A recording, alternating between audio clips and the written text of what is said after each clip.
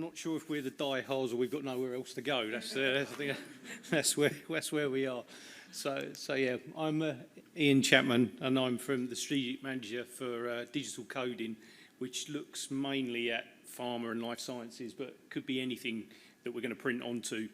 And Domino, based in Cambridge, we've been there for 40 plus years. Cambridge is the sort of the Silicon Valley of inkjet printing. All of the main players are in and around Cambridge. And at the moment, we've got just over 3,000 employees worldwide.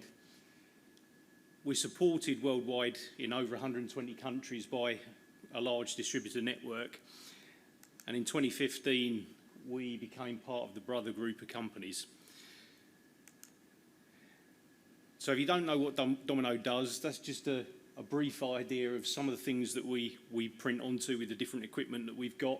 So probably something that's touched your daily life today, and if you haven't, it will touch your daily life tomorrow. We've got equipment that prints onto any kind of thing.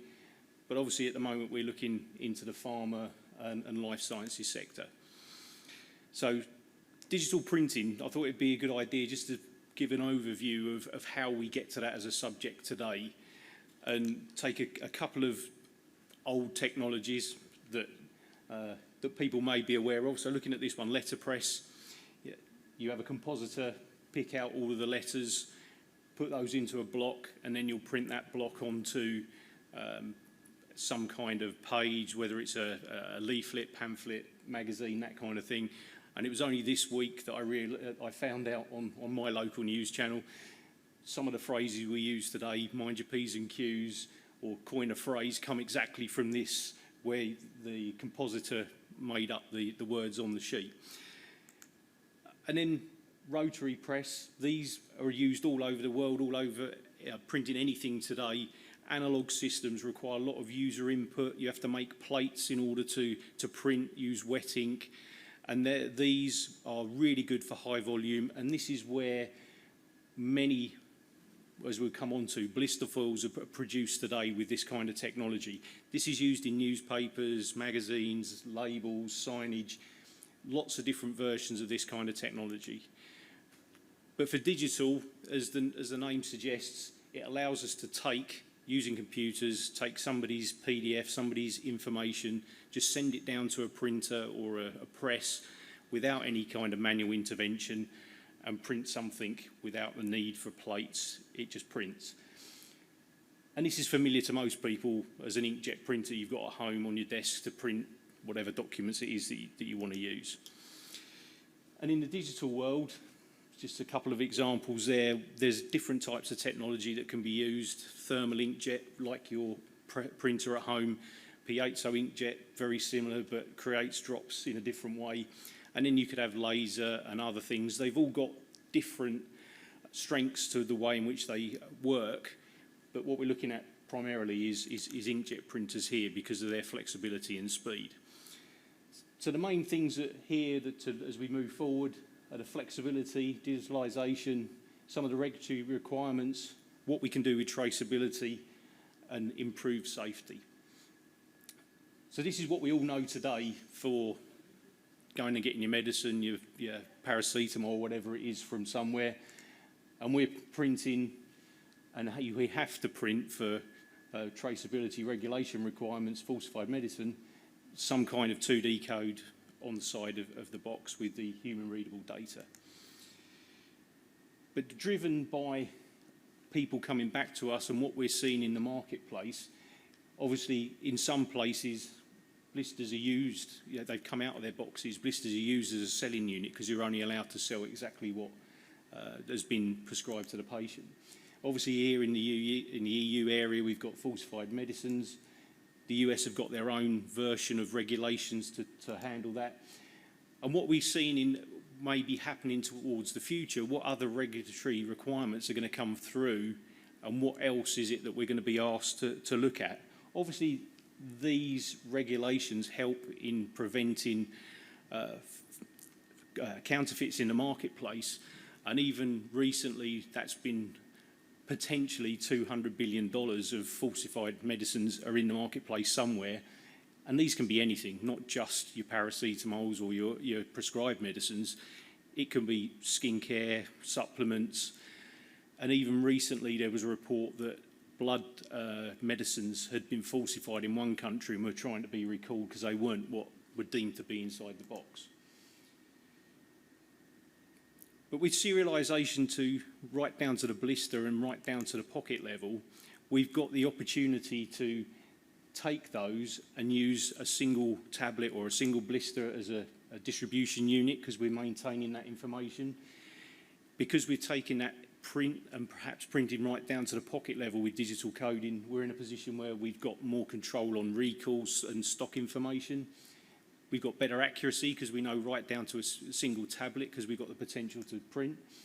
And then for a patient, if we print down to a single blister pocket, we know that tablet's serial number and all of its makeup, and it hasn't been broken down previously. So that was doing a quick search a couple of weeks ago, what is in the market, what are people saying about patient safety. So this came from the World Patient Safety Day last year, that there was $42 billion annually of medication errors because of some kind of traceability, whether it was down to the what was being prescribed is incorrect, some reasons why that was.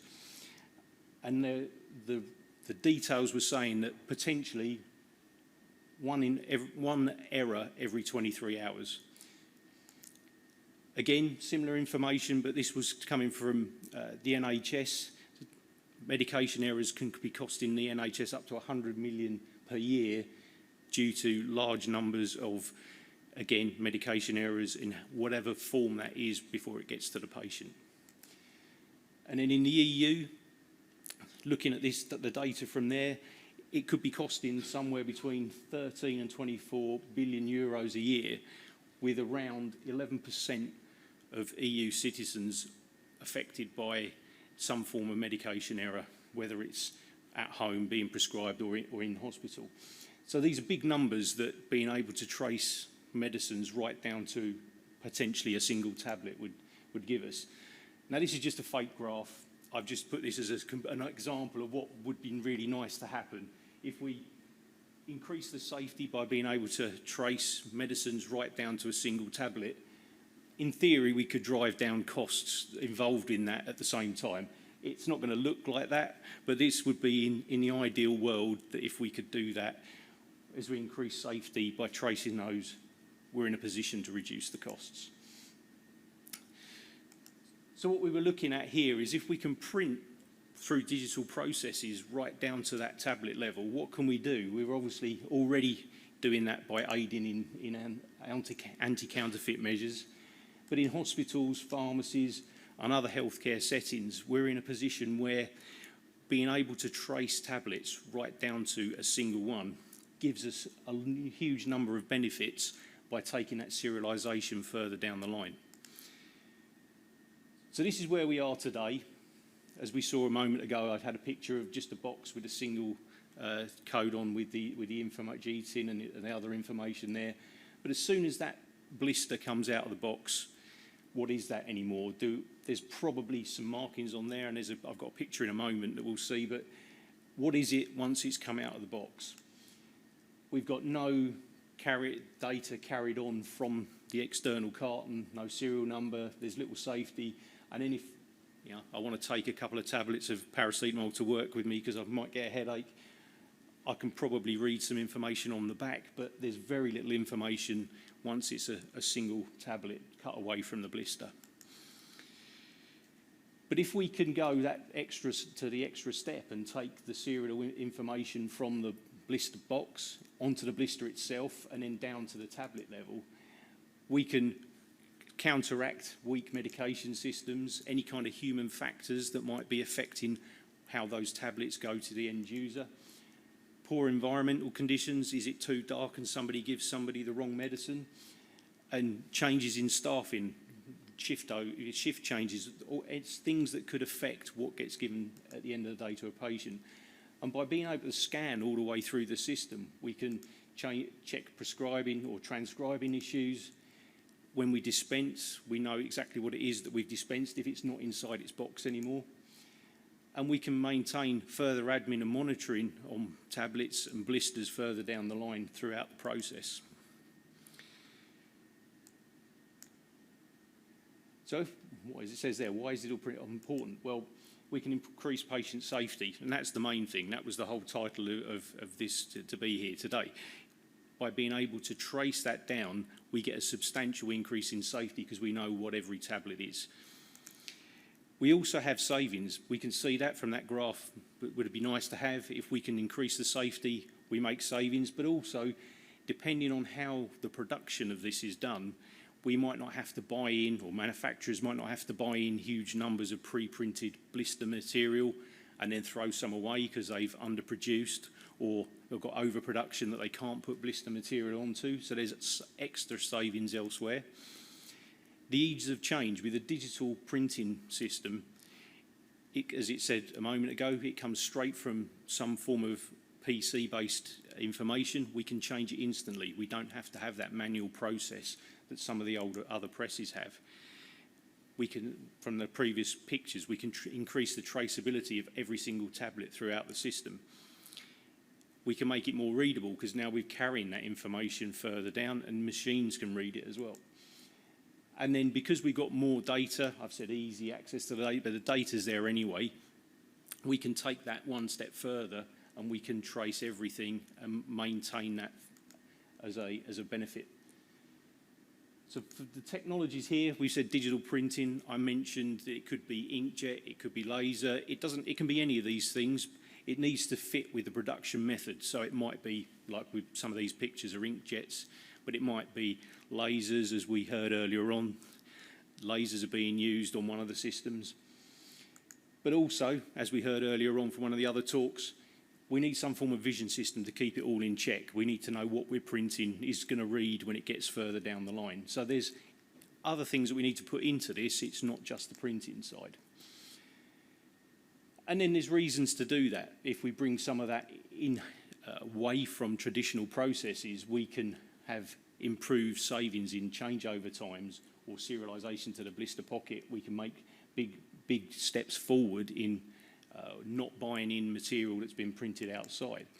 Or if we do decide to leave it outside, we have got some benefits because they already know how to do it. So it is a trade-off between bringing it into the side for production or whether or not we carry on allowing or buying from an external source. And then do we do it in-line? Actually, when we're producing blisters, do we sit some kind of digital print technology on top of a line and do everything in line as we heard earlier on? Or do we do it offline, print elsewhere inside the same facility, and then just take the roll to the machine? Again, it's fully flexible. You could do either, but it really depends on what the manufacturing process is for the blisters being produced. So down to pocket level. What I've said, just to recap on where we are through earlier on, if we take it as it is today with no kind of printing, by the time it gets to the patient, we really don't know what a single tablet is. We carry on and we print to every single blister pocket. We maintain that higher level of traceability, and then we know that the patient's getting the right medicine and the right dose when it's been prescribed to them. So as I mentioned a minute ago, if you look at where we are today, many people are still using traditional embossing of lot and expiry data. And that's fine, it does what it needs to do today. But in the marketplace, we're hearing and people are coming to talk to us about what can we do to take that further. They don't want to use embossing technology, they want to try and make savings across the board. They want to print the entirety of their blister media. They want graphics, they want it to look, consumers like, even though it's just a tablet, they like, consumers like nice stuff. So we're in a position now where if we go fully digital, we can then print codes for every single pocket. We can print the graphics, we can print messages, and if you take this further down the line, are we going to patient-specific batches of product? But this is for the future, but for where we are today, yes, we could print the whole of this down to serialised tablets today with digital technology in the marketplace. So we're seeing people come to us and ask us about what's possible, but obviously we need the buy-in of all of the people here who are going to be involved: hospitals, pharmacies, healthcare providers. Which ones are they going to be? And I'll put mobile phone in there because ultimately the end user, the patient, could scan them themselves to find out exactly what that medicine is once they've got that in their hand. And to use a couple of props that I turned up with today, we're all used to it. There's 2D codes in both, on the pieces on the seat. There's 2D codes in the agenda for today. The magazines you were given when you turned up, there's 2D codes where people can scan and are used to scanning. So there's an abundance of codes in the marketplace where people are now aware that that's what they can do. So we need the desire for change, which we're finding people coming to us asking, what could we do to help? So the desire is there and is in the background and is starting to come through. Again, as I say, we need the buy-in from these people in order to make it happen. We might need some operational improvements in order to guarantee that what we can do with this will actually work. But crucially, at the moment, it's not legislation driven. Other than the standard serialisation of the boxes, which is legislation driven, we don't have to do this. It's people, manufacturers, or demand for it, offering it as an option of what could be possible or might come in the future. So this is where we don't have to do it, but it's nice to potentially think we can.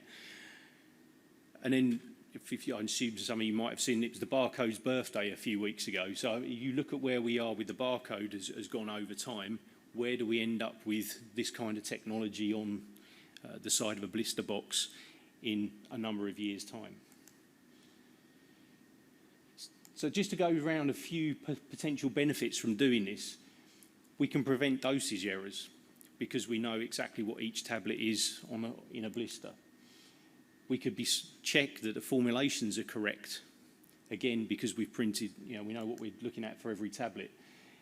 If somebody's prescribed something for 3 times a day and this tablet is a 5 times a day or whatever, we could catch that kind of error.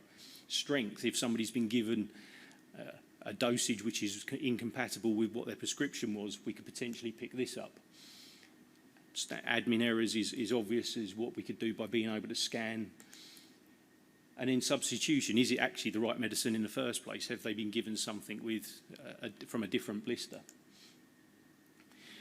I didn't say it was going to be easy, though. There are a number of challenges to do this. If we look at all the people involved in making this work, we've got the manufacturers, logistics people, healthcare professionals, right down to the patient.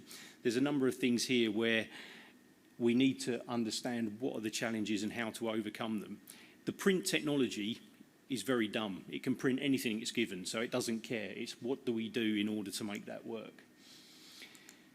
So if we look at some of the challenges here, the equipment availability, if we've got codes down to a pocket level on a blister, is the equipment there to scan it in? Has the hospital or the healthcare setting got enough equipment to scan it? Is that equipment reliable? Is it a laptop, its battery's about to run out, or a cable's broken, something that's not quite right? Server availability, you go on a website and it's offline for an upgrade, or my wife works in the NHS and yesterday she sent an email which took 2.5 hours to work its way through the system. But normally you expect an email to be there within seconds or at least a minute. And again, some availability or downtime issues. And in actual network to make it happen, because these things are likely to be cloud-based products, is the network there? And looking at a report last week on, I think it was Nigeria, who have got a system in place that they use with their mobile phones, they're having a lot of trouble because the mobile phone masts go offline because the power runs out. So again, we can make this happen, but there are these challenges to overcome to make it work.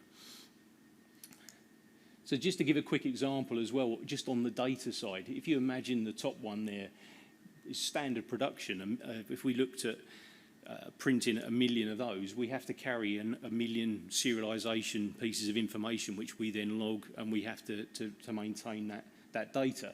But if we print down to the blister, we carry huge numbers of extra serialisation data, and exponentially this rushes up, and we're having to handle huge numbers of data we'd never used to. And obviously data storage now is considerably cheaper than it was a few years ago, but it still needs somebody to be in charge of it and maintain it and systems to handle it. So that if we go with that step to full serialisation down to a pocket, it comes with a really big overhead of data, but that data gives us so much more power in traceability of the medicine and what we can do with it. But we need to consider one over the other. It's worth the data burden in order to deliver some of the benefits.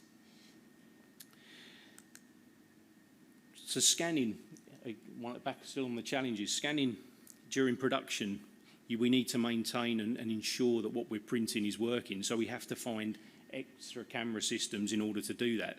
They're not expensive, but again, it's something that's slightly different than what we do at the moment. Scanning at the point of delivery, if this is in a hospital setting, is there a scanner there to scan or the code on the blister or on the pocket itself? Data storage, I just mentioned a moment ago, we've got to find some way of managing that. And then production line footprint. I've been in a number of factories where the ceilings are very low, or there's not very much width of space either side of the blister line. How do we handle that if we want to put some extra equipment in there? It does require some logistics or some facilities changes in order to introduce extra pieces of equipment. But the benefits are, it's relatively easy to implement. People are doing this today already. We're just taking it to the next level of saying, don't just print the serial or some data on the back of the blister. You can serialise down to the pocket level. It's just something slightly different than what they're doing today. We get full traceability. I've said it a few times. It's one of the biggest things here that we can look at. 2D codes are easily scannable. I just showed you what we've got in those pieces of paper. People are used to doing that. And then we could go, though we can't through legislation, we could go for an electronic patient information leaflet. And this has been shown to work already due to what's been going on in Ukraine. They've already done some of this work in order to give Ukrainians patient information leaflets in their own language. So this system works, but way off in the future, it's a possibility. As I said, people are coming and asking us, but the technological trends here is that there's a thing called GS1 Sunrise 2027, which isn't pharma, but it's aimed at all the retailers. And the retailers are moving away from the standard barcode you get on a product, and they're going to a 2D code. And what tends to happen in retail will start to push out to other sectors, other technologies, and this will be somewhere where, as part of the driver for the retail sector, we'll probably end up seeing the serialisation and other benefits work out across other industries, because the producers can already do it for retail. They'll possibly end up having that capabilities in-house to do it for pharma. Mobile devices are everywhere. Yeah, everybody's got a smartphone in here. You can scan a 2D code today. And digital printing equipment development is accelerating so quickly that where I just mentioned about fitting equipment into a production line is difficult. In 2 years' time, the printers will be smaller, faster, and be easier to integrate than they are today. Just to sort of summarize, I've got a couple of summary slides. One of them is this one from Medication Without Harm from the WHO, just to look at which one of these things on here we could help with if we could scan right down to a single tablet. So just to go around there, is that one of these here, capability of point of care. Well, if we know exactly what the tablet is, if it's broken away from its blister, we could do that. Product quality and safety. With safety, we know what it is because we've scanned it and it's down to a single product. Naming and labelling, yes, is improved by being able to scan to a single pocket. Logistics, storage and disposal. All of these areas are potentially where we could say, yes, by being able to scan a single pocket in a blister, we can improve some of these areas which they're looking at. The right product at the point of care is the fundamental one, that if a tablet's now only out of its box or is a single tablet, not with the rest of its blister, we can guarantee which one it is. Patient admin and monitoring, again, these are all potential benefits by being able to scan a single tablet. Prescribing, reporting, patient could scan that 2D code and give some extra information back. Patient engagement, we could use that data for that. And again, depending on how you look at these, some of these we could improve by being able to scan and be able to take a patient to somewhere to look at what their tablet is.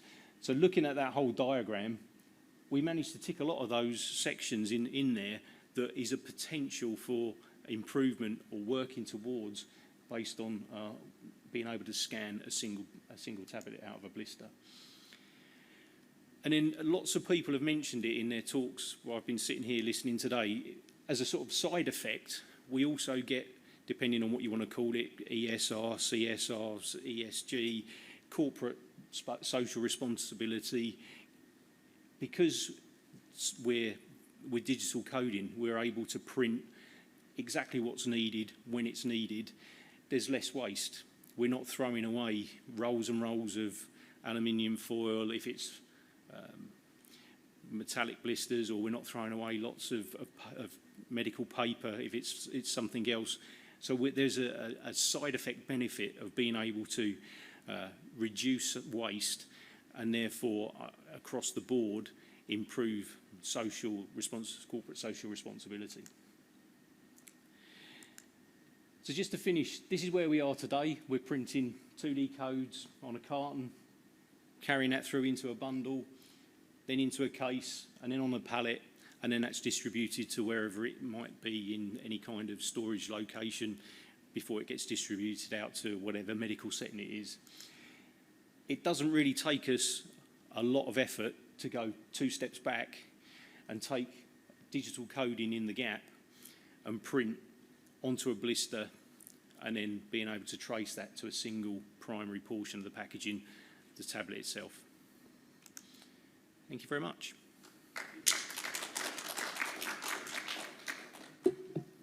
Thank you, Ian. Any questions? Of the 427 million medication errors, what sort of breakdown is that with genuine mistakes or parallel trade, counterfeit, deliberately falsified? If you look on where I got that data from, this is genuine mistakes. They weren't even counting any counterfeits coming in and being part of that.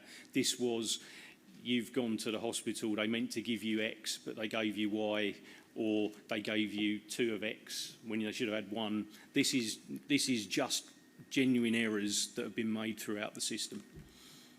So I suppose follow on to that with, yes, anyone, well, not anyone, so you print down to the tablet level, capsule level, whatever. Yeah.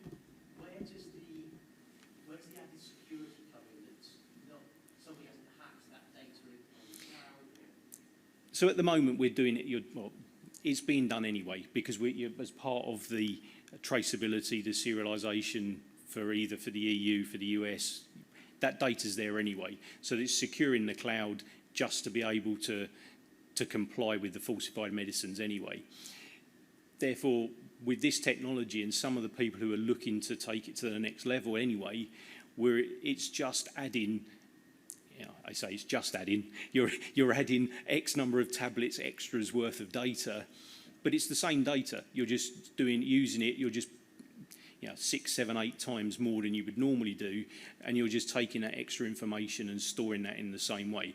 Yes, you're right, it does. If somebody really wants to try and counterfeit it, unless you know what you're looking for, the counterfeiter will still try, because money's, anywhere there's places where you can make money, it's what do you do to try and stop that? But at least by being able to take it, if you do take it to this level, and some of the people we're talking to are considering that, I can then go and scan my single tablet and okay, this is made by ABC and I know it's one for real.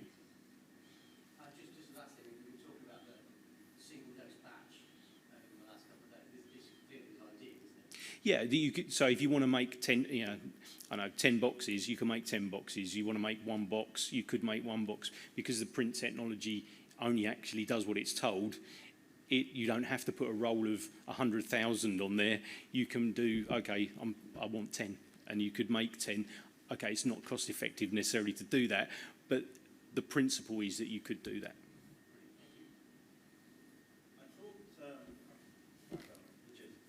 I just thought, in terms of the, 16.8 million devices or mobiles, right, to date, I thought the DSCSA Act specified that it should get to unit level. Yeah, there's, if you look at some of the information, it does say that you should do some of this, but at the moment, if you look at what's actually in the field, it's not in the field. Which leads me to my real question I wanted to ask you, was the deadline is 27th of November this year, and the FMC slide to Europe. From your experience, how mature is that market in achieving the deadline of November? So is the because there's one that's been pushed back, hasn't it? Yeah. Yeah. So at the moment, depending on where you look, you've got some of the mainstream who are really ready. They know what they're doing, but there's going to, exactly the same as when serialisation went live, there'll be a massive clamour for those that had the blinkers on or didn't really know what was going on right up till the last minute. But there's still the possibility that they'll say, we're going to delay for another 12 months because COVID, because of what's going on in the world, and that potential is still there. But the mainstream players have got their eye on the ball. It's just, is it 10% or 20% of the market that's not ready yet? So from your perspective, what does it take to enable that unit level piece? It really needs the buy-in from the company who wants to do it. As I say, we've had a number of people approach us to talk about doing it, and we know of 2 or 3 people who are doing it on a blister for tablet. But it's at what point does the mainstream say we all want to be on that bandwagon, and is that 6 months away or 12 months away? Difficult to say, but the more, when we were at a trade show in Germany a couple of weeks ago, the number of people there asking or saying this is where they see things moving without prompting from us is increasing all the time.